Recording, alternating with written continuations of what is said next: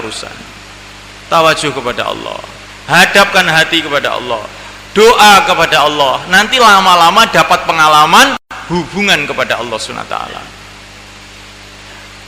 Selesaikan masalah dengan amalan yang diridhai oleh Allah SWT. Jangan coba-coba menyelesaikan masalah dengan maksiat kepada Allah. Barang siapa yang ingin menyelesaikan masalah dengan maksiat kepada Allah, maka masalahnya jadi tambah besar. Seperti Fir'aun. Fir'aun itu ada masalah, dukun-dukunnya datang kepada Fir'aun. Fir'aun, ini menurut ramalan kami akan ada bayi yang lahir di kalangan Bani Israel yang akan menghancurkan kerajaan kamu. Oh begitu. Kalau begitu, bayi Bani Israel dibantai semua. Nah. Menyelesaikan masalah dengan maksiat. Ini Fir'aun, ini tertibnya Fir'aun. Dia tidak berpikir, kenapa itu Allah Subhanahu wa ta'ala akan menghancurkan kerajaanku? Salah apa saya ini? Dosa apa yang telah saya buat? Tapi tidak. Oh, kalau memang ada ramalan seperti itu, bayi-bayi Bani Israel dibantai semua. Dibantailah bayi-bayi Bani Israel. Akhirnya apa yang terjadi? Kerajaan Fir'aun hancur juga. Jadi orang itu kalau ingin menyelesaikan masalah dengan maksiat, akhirnya malah masalah itu tambah besar, bukan ditambah kecil. Tapi kalau orang itu menyelesaikan masalah dengan taat kepada Allah, dengan taubat kepada Allah SWT, berubah musibah, berubah jadi rahmat. Ini yang perlu kita pelajari betul-betul, kita renungi pelajaran, sehingga tindakan kita ini benar, malaikat. Memuliakan Allah SWT. Setelah keyakinan ini benar kepada Allah SWT, maka langkah yang kedua, malaikat Allah, perbaikan kehidupan ini. Bagaimana kehidupan kita ini? Kehidupan takwa. Kalau orang yakinnya benar kepada Allah, kemudian kehidupannya kehidupan takwa, maka hidupnya akan dipenuhi dengan barokah. Walau anna ahlal qura amanu wattaqau la fatahna alaihim barakatim minas samai wal ard. Keyakinan kepada Allah diluruskan, kemudian kehidupannya ditata menjadi kehidupan takwa. Maka barokah dari langit, barokah dari bumi akan datang. Barokah itu apa? Kebaikan-kebaikan yang tidak dikira-kira. Ini fikirnya orang iman, apa-apa yang difikirkan barokahnya. Kalau orang tidak beriman atau orang imannya lemah, apa-apa yang difikirkan adalah bendanya, materinya.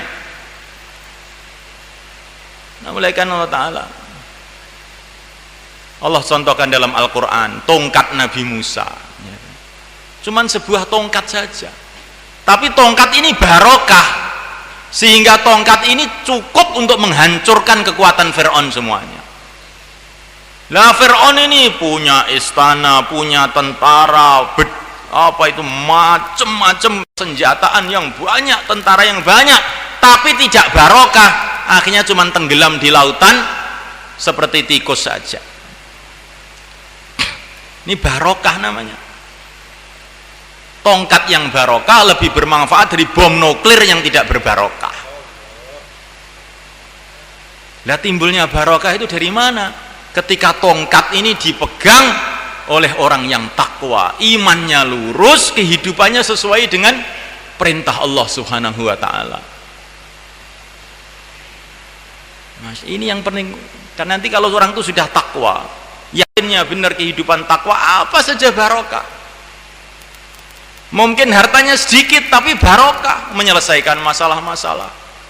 Seperti kurmanya Abu Hurairah, satu kantong dimakan zaman Nabi, zaman Abu Bakar, zaman Umar, nggak habis-habis. Ini namanya barokah. Ketika orang itu ada kehidupan takwa dan yakin kepada Allah yang benar, apa-apa barokah. Anaknya jadi barokah. Sekarang orang berpikir, bagaimana anak saya semua sarjana semua dokter semua punya rumah semua pegawai negeri semua. Ini pikiran orang materialis, orang yang lupa kepada Allah. Kalau orang yang yakin kepada Allah tidak, bagaimana anak saya ini diberkati oleh Allah? Bagaimana anak saya itu ada iman yang benar, bagaimana anak saya itu ada takwa, sehingga hidupnya diberkati oleh Allah SWT. Apa jaminan kalau jadi pegawai negeri mesti bahagia hidupnya? Pikiran kita, kalau saya pegawai negeri, dapat mantu pegawai negeri, beres sudah, tenang hidup saya. Setelah mantunya pegawai negeri, ternyata yang tambah bukan barokahnya, yang tambah utangnya di bank saja, tambah mumet. Nah, mulaikan Allah Subhanahu Wa Taala. Nah, ini pemikiran orang materialis. Nah, mulaikan Allah Subhanahu Wa Taala, pemikiran orang ahlul iman. Bagaimana kehidupan ini diberkati oleh Allah? Bagaimana istri saya ini diberkati oleh Allah? Diluruskan keyakinannya kepada Allah, hidupnya hidup takwa. Begitu juga anak-anak saya. Bagaimana perdagangan saya ini diberkati oleh Allah? Toko 1 cukup kalau berkah, toko 1000 tidak cukup kalau tidak berkah. Nah, mulaikan Allah SWT. Sawah 1 petak cukup kalau diberkati oleh Allah. Banyak orang yang sawahnya beratus-ratus hektar malah nggak cukup. Cukup memusingkan kepala dia. Cukup untuk asbab anak-anaknya bertengkar satu sama lain. Cukup untuk menjadikan anaknya keluyuran semuanya. Nah, ini namanya tidak barokah.